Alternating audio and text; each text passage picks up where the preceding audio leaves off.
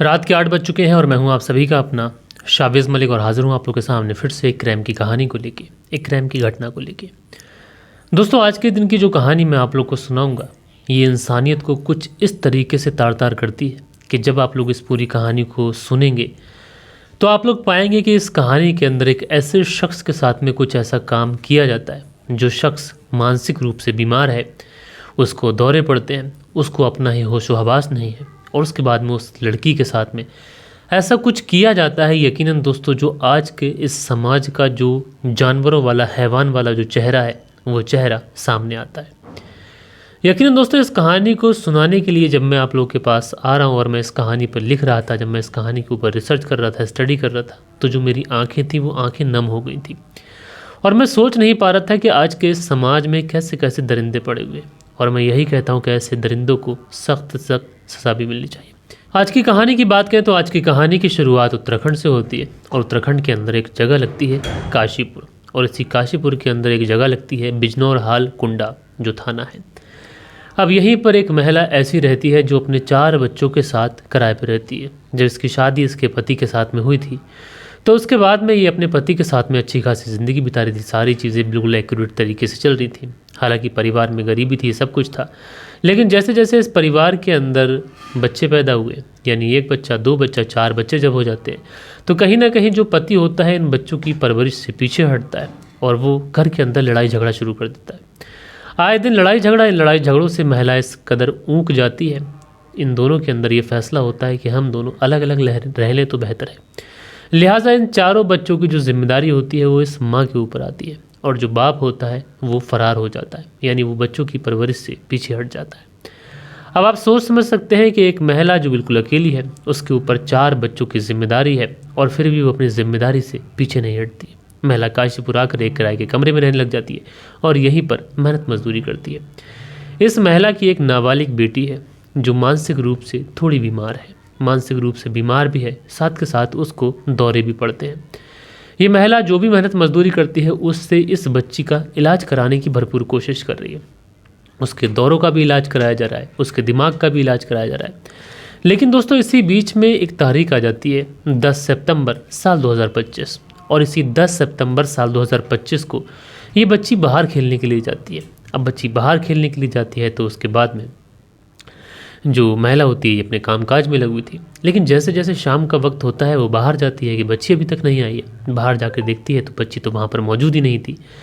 अब ये महिला परेशान होती है, बदहवास होती है, दौड़ी दौड़ी भागी भागी आस पड़ोस के इलाकों में जाती है, जो आस पड़ोस में जहाँ भी बच्चे खेला करते थे वहाँ पर जाती है, वहाँ भी कोई मौजूद नहीं है। लिहाजा इस लड़की के तमाम मिलने वालों से सबसे पूछा जाता है तो कोई भी बताता है कि साहब हमने तो उस लड़की को नहीं देखा।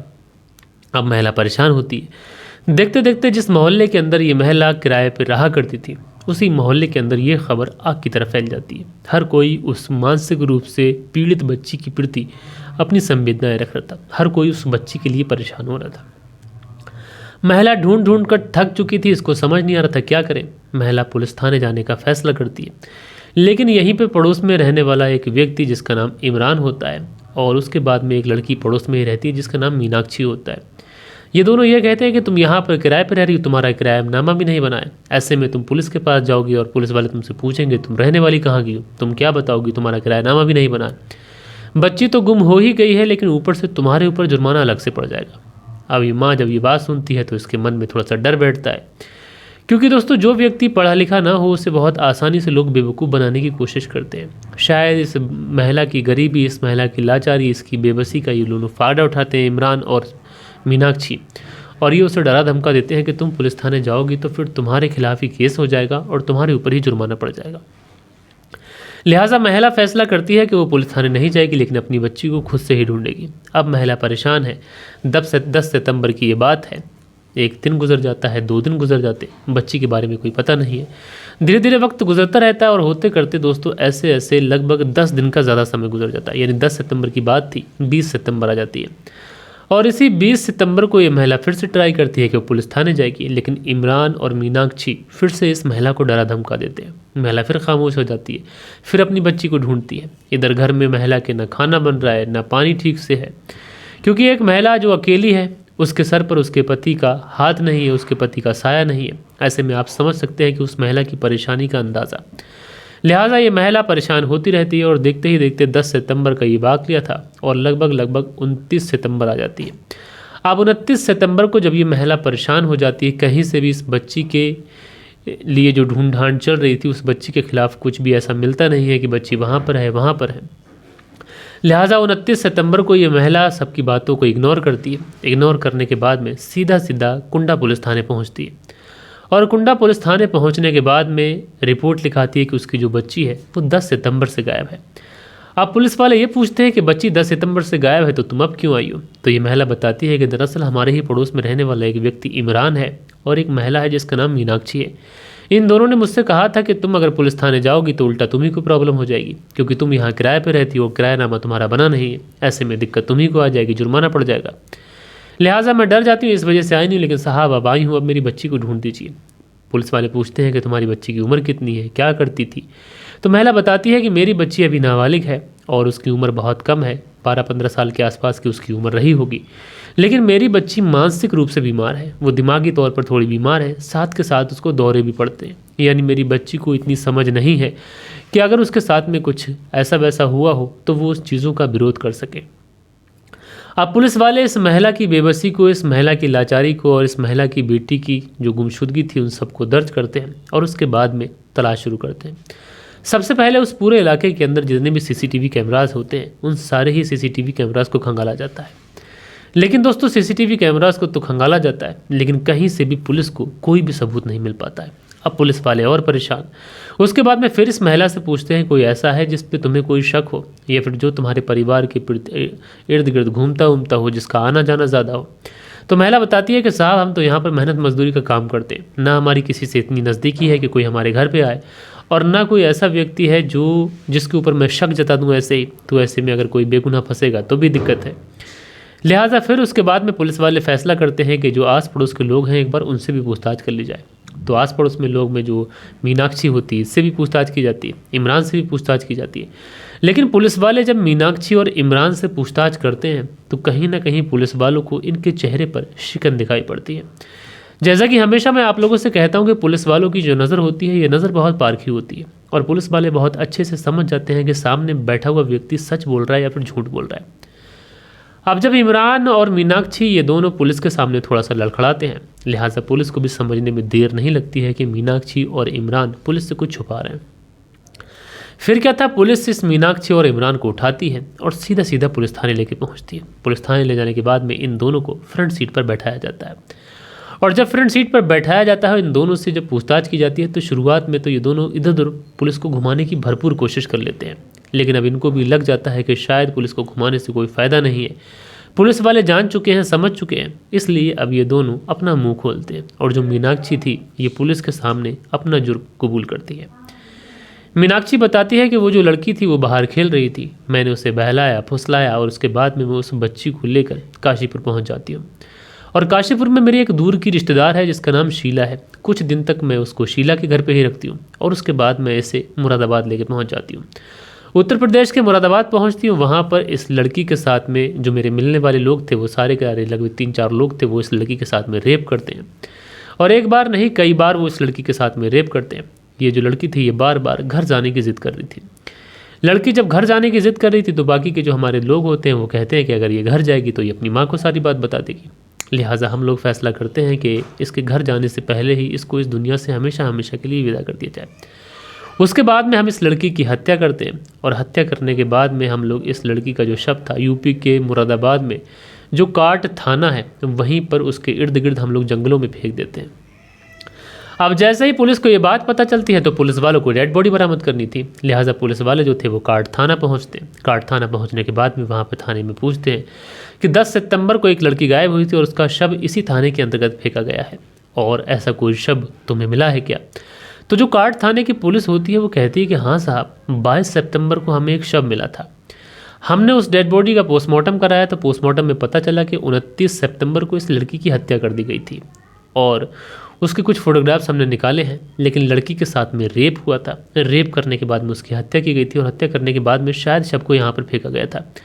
उसके बाद में हमने तमाम तरीके से ढूंढने की कोशिश की, हमने उस जगह पूछने की कोशिश की, आसपास उसके गांव में पूछताछ की, हमने अपने थाने में और सोशल मीडिया के थ्रू भी पूछने की कोशिश की, लेकिन चूंकि लड़की की मां ने कोई गुमशुदगी की रिपोर्ट दर्ज नहीं कराई थी तो शायद इस केस में न तो किसी थाने से कोई सूचना मिल पाई और न आस पड़ोस के लोगों से।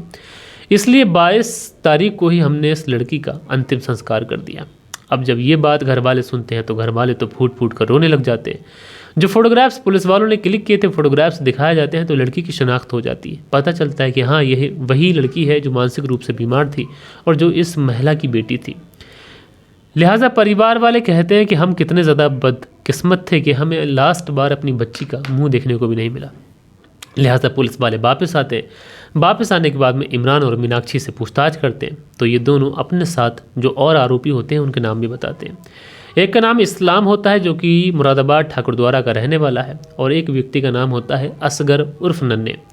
यानी असगर उर्फ नन्हे, इस्लाम और इमरान और साथ के साथ ये मीनाक्षी। पुलिस इन चारों लोगों को गिरफ्तार करती है। गिरफ्तार करने के बाद में इन लोगों के खिलाफ चार्जशीट बनाती है और इन चारों को जेल भेजा जाता है और जो चार्जशीट है वो अभी कोर्ट में है। जिस तरीके के भी सबूत इन लोगों के ऊपर सिद्ध होंगे उस तरीके से इन लोगों को सज़ा दी जाएगी। लेकिन दोस्तों मैं यही कहना चाहूँगा कि ऐसे दरिंदों को समाज में जीने का कोई अधिकार नहीं है। इन लोगों को सख्त से सख्त सज़ा मिलनी चाहिए।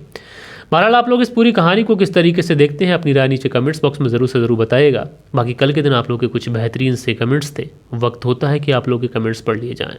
सो दोस्तों कल के दिन जो कमेंट्स आए थे इसमें दिनेश कुमार लिखते हैं my wife also like your story, तो शुक्रिया मेरे भाई। उसके बाद में अन्नू भाई लिखते हैं मलिक साहब अस्सलाम वालेकुम, कहानियाँ बहुत ही अच्छी होती हैं, आपकी कहानियाँ सुनाने का तरीका भी बहुत अच्छा है। अल्लाह पर भरोसा रखो, आगे सब कुछ अच्छा होगा इंशाल्लाह। अनु भाई जोधपुर राजस्थान से, तो अनु भाई जी मेरे भाई आपका शुक्रिया। इरफान आलम है लिखते हैं सर आप बहुत अच्छी कहानी सुनाते हैं, मैं सऊदी में आपकी कहानी को सुन के सोता हूँ, तो मेरे भाई शुक्रिया आपका। उसके बाद में मोहम्मद रियाज है लिखते हैं नाइस स्टोरी भाई, तो बहुत बहुत बहुत शुक्रिया। उसके बाद में पुनरंद ठाकुर हैं लिखते हैं आपका कहानी सुनाने का जो तरीका है ये बहुत ज़्यादा लाजवाब है। उसके बाद में शाकिब फरहान जी कमेंट्स करते हैं बहुत बहुत शुक्रिया। शरियन शर्मा लिखते हैं आपकी कहानी को हम सुनते हैं शाविज भाई, तो मेरे भाई बहुत बहुत शुक्रिया आपका। रियल क्रिएटर करके आईडी है जो बहुत सारे हार्ट्स बनाकर हमें शुक्रिया करते हैं, शुक्रिया। दिनेश कुमार जी हमारी कहानी को सुनते हैं, दिनेश कुमार जी का अगला भी कमेंट्स है। शहाबुद्दीन जी हमारी कहानी को सुनते हैं, दिनेश कुमार लिखते हैं बहुत बढ़िया कहानी है।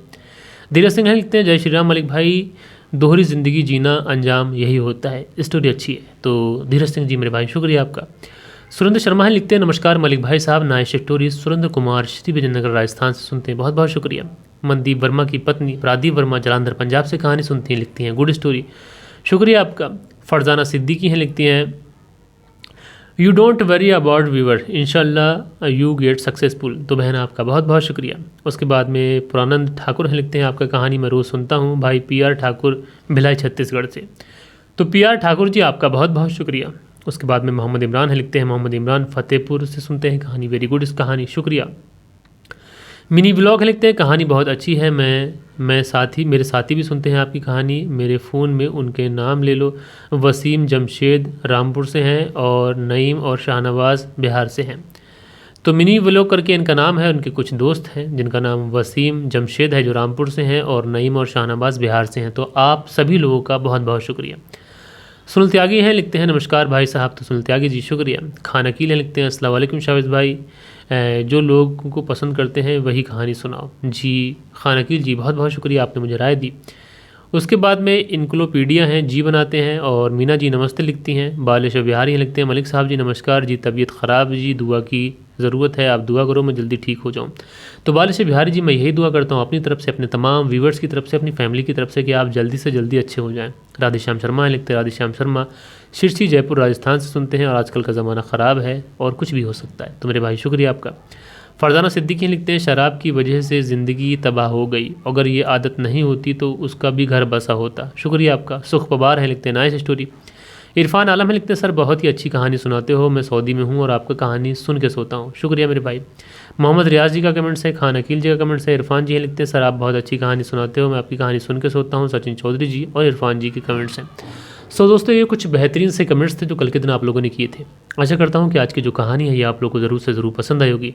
कहानी पसंद आई हो तो एक लाइक करिएगा, दोस्तों और मित्रों के साथ में ज़रूर शेयर करिएगा। बाकी दोस्तों हम लोग मिलते हैं कल के दिन किसी और स्टोरी के साथ में, जब तक के लिए अपना ख्याल रखें, देश का ख्याल रखें, परिवार के रिश्तों की अहमियत को समझें। जय हिंद, जय भारत।